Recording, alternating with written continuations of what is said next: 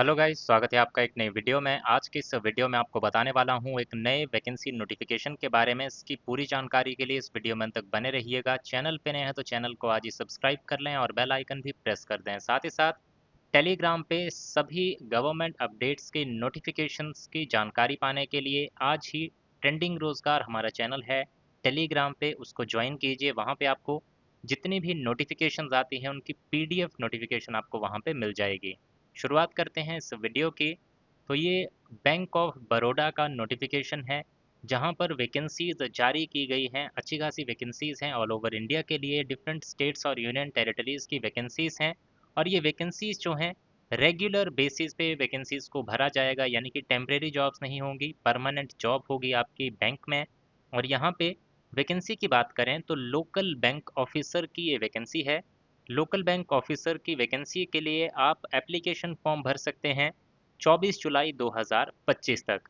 और अगर आप एप्लीकेशन फॉर्म खुद से नहीं भरना चाहते हैं तो आप हमें अपनी डिटेल्स जो हैं, हमारा व्हाट्सएप नंबर दिया हुआ है इस वीडियो के डिस्क्रिप्शन में, वहाँ पे सेंड कर सकते हैं और हम आपका एप्लीकेशन फॉर्म भर देंगे। अब आगे इसमें देखते हैं एलिजिबिलिटी क्राइटेरिया क्या है आपका और बाकी चीज़ें क्या बताई गई हैं इसमें।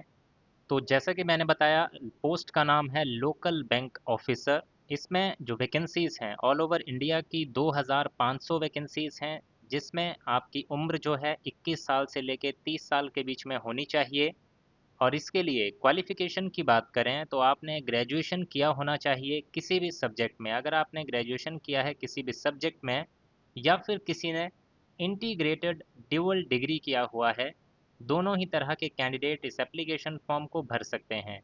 साथ ही साथ यहाँ बताया गया है, अगर किसी ने चार्टर्ड अकाउंटेंट किया है, कॉस्ट अकाउंटेंट किया है या फिर इंजीनियरिंग किया है या मेडिकल फील्ड में अपनी क्वालिफिकेशन की है, वो कैंडिडेट भी इस एप्लीकेशन फॉर्म को फिलअप कर सकते हैं। साथ ही साथ आपका यहाँ पे एक्सपीरियंस भी मांगा गया है। क्वालिफिकेशन के बाद आपके पास मिनिमम 1 साल का एक्सपीरियंस होना चाहिए एज एन ऑफिसर किसी शेड्यूल्ड कमर्शियल बैंक में या फिर किसी रीजनल रूरल बैंक में जो कि लिस्टेड हो second schedule of reserve bank of India. तो यहाँ पे बताया गया है कि 1 साल का आपके पास किसी शेड्यूल्ड कमर्शियल बैंक का या रीजनल रूरल बैंक का एक्सपीरियंस 1 साल का आपके पास होना चाहिए। यहाँ पे ये भी बताया गया है कि कोई भी एक्सपीरियंस अगर ऐसा है जो कि एनबीएफसीज में है या फिर कोऑपरेटिव बैंक्स में है या फिर पेमेंट बैंक्स में है या फिर स्मॉल फाइनेंस बैंक या फिनटेक्स में है, वो यहाँ पे कंसीडर नहीं किया जाएगा, वो एक्सेप्ट नहीं किया जाएगा। लैंग्वेज प्रोफिशिएंसी की बात करें तो जहाँ पे आप अप्लाई कर रहे हैं जिस भी स्टेट के लिए, वहाँ की जो लोकल लैंग्वेज है वो आपको लिखने, पढ़ने और बोलने और समझ आनी चाहिए, तभी इस एप्लीकेशन फॉर्म को भरिएगा। देन इसके बाद नेक्स्ट बताया गया है रोल्स एंड रिस्पॉन्सिबिलिटीज़ क्या होंगी। तो जब आप इस नोटिफिकेशन को डाउनलोड करेंगे तो एनेक्चर 1 है इसके साथ दिया हुआ, वहाँ पे आप देख पाएंगे स्टेट वाइज वैकेंसीज़ की अगर जानकारी देखें तो आप यहाँ पे देख पाएंगे डिफरेंट स्टेट्स जो हैं उनमें कितनी कितनी वैकेंसीज़ हैं। बाकी टोटल की बात करें तो 2500 टोटल वैकेंसीज़ हैं जो यहाँ पे जारी की गई हैं बैंक ऑफ बड़ौदा के द्वारा। देन इसके बाद बात करते हैं एज रिलैक्सेशन। तो जो एज रिलैक्सेशन सेंट्रल गवर्नमेंट के द्वारा दिया जाता है कैटेगरी वाइज, वो यहाँ पर भी आपको दिया जाएगा जैसा कि आप स्क्रीन पे अभी देख पा रहे होंगे। इसके बाद एप्लीकेशन फ़ीस की अगर बात करें तो एप्लीकेशन फ़ीस आपको देनी होगी 850 रुपये की। और अगर आप एक फीमेल कैंडिडेट हैं, SC ST PWD या फिर एक्स सर्विसमैन है, तो आपके लिए फ़ीस रहेगी 175 रुपये की। इसके बाद पोस्टिंग की बात करें तो जितने भी कैंडिडेट सेलेक्ट होंगे उनको जिस स्टेट के लिए उन्होंने अप्लाई किया होगा उस स्टेट में ही उनको पोस्ट किया जाएगा पहले 12 साल के लिए, या फिर अगर उससे पहले उनकी प्रमोशन हो जाती है SMGS 4 ग्रेड पे तो उसके बाद उनकी जो है वो शिफ्टिंग अदर स्टेट में की जा सकती है। लेकिन तब तक 12 साल या फिर आपकी प्रमोशन तक आपकी जो पोस्टिंग रहेगी विद इन जिस स्टेट में आपने अप्लाई किया था उस स्टेट में ही रहने वाली है। इसके बाद स्केल ऑफ पे की बात करें तो आप यहाँ से देख सकते हैं स्केल ऑफ पे कितना इसमें रहने वाला है।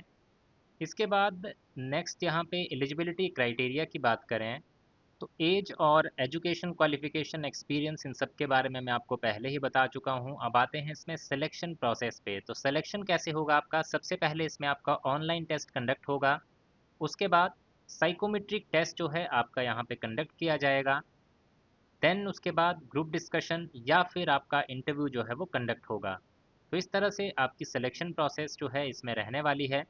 ऑनलाइन टेस्ट की बात करें, ऑनलाइन टेस्ट में आपके 4 सेक्शंस रहेंगे। English language, banking knowledge, general slash economic awareness, reasoning ability and quantitative aptitude. इसमें 30-30 क्वेश्चन 30-30 नंबर के रहेंगे और हर एक सेक्शन की अलग से टाइमिंग रहेगी 30 मिनट की, और पूरा पेपर आपका 120 मिनट का रहेगा। 120 क्वेश्चन होंगे और 120 नंबर का ये पेपर जो है आपका कंडक्ट किया जाएगा। इसमें हर एक सेक्शन में आपको जो है मिनिमम 40% मार्क्स लेके आने होंगे, और अगर आप रिजर्व कैटेगरी से हैं तो 35% मार्क्स आपको लेके आने होंगे। उसके बाद ऑनलाइन टेस्ट जब क्लियर हो जाएगा आपका, उसके बाद आपका साइकोमेट्रिक टेस्ट होगा, ग्रुप डिस्कशन और इंटरव्यू जो भी आपका इसमें बताया जाएगा वो आपका इसमें कंडक्ट किया जाएगा। तो इस तरह से आपकी जो सिलेक्शन प्रोसेस है वो इसमें आपकी रहने वाली है। साथ ही साथ ये भी बताया गया है कि आपका लैंग्वेज प्रोफिशिएंसी टेस्ट भी कंडक्ट होगा। ये सिर्फ उनके लिए कंडक्ट होगा जिन्होंने 10th या फिर 12th क्लास में अपनी जो लोकल लैंग्वेज है उसका सब्जेक्ट नहीं पढ़ा होगा। मान लीजिए आपकी लोकल लैंग्वेज है हिंदी, अगर आपने 10th क्लास में हिंदी पढ़ी है या फिर 12th क्लास में हिंदी पढ़ी है तो इस केस में आपका ये टेस्ट कंडक्ट नहीं किया जाएगा। और अगर आपने अपनी लोकल लैंग्वेज 10th या फिर 12th में नहीं पढ़ी है तो आपका ये टेस्ट कंडक्ट किया जाएगा।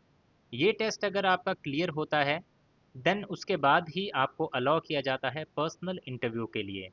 इसमें जो भी नेक्स्ट प्रोसेस होगी उससे पहले आपका ये लैंग्वेज टेस्ट जो है कंडक्ट किया जाएगा जिन्होंने अपनी स्कूलिंग में वो सब्जेक्ट नहीं पढ़ा होगा। अब यहाँ पे बात करें जो आपका जीडी होगा या पीआई कंडक्ट होगा, उसमें कितने मिनिमम मार्क्स आपके होने चाहिए, तो उसमें 60% मिनिमम मार्क्स आपके आने चाहिए जितने भी नंबर का वो होगा। और रिजर्व कैटेगरी के लिए 55% मार्क्स जो हैं उसमें आपके होने चाहिए। देन इसके बाद आपका फाइनल मेरिट लिस्ट जो है वो तैयार की जाती है। अब इसके लिए अप्लाई कैसे करना है, अगर आप खुद से अप्लाई कर रहे हैं तो आपको जाना है bankofbaroda.co.in, इनकी वेबसाइट है। करियर सेक्शन में करंट अपॉर्चुनिटी जो अपॉर्चुनिटी सेक्शन का पेज है वहाँ पे अप्लाई ऑनलाइन का लिंक आपको मिलेगा, वहाँ पे जाके आप इसका एप्लीकेशन फॉर्म भर सकते हैं। तो ये था इन वैकेंसीज़ के बारे में पूरा इन्फॉर्मेशन। अगर आपको जानकारी अच्छी लगी हो तो इस वीडियो को लाइक ज़रूर करें, शेयर ज़रूर करें अपने दोस्तों के साथ, और इसी तरह की जानकारी आगे भी पाने के लिए चैनल को आज ही सब्सक्राइब कर लें और बेल आइकन भी प्रेस कर दें। So thank you guys for watching this video. मिलेंगे इसी तरह की नेक्स्ट वीडियोज़ में।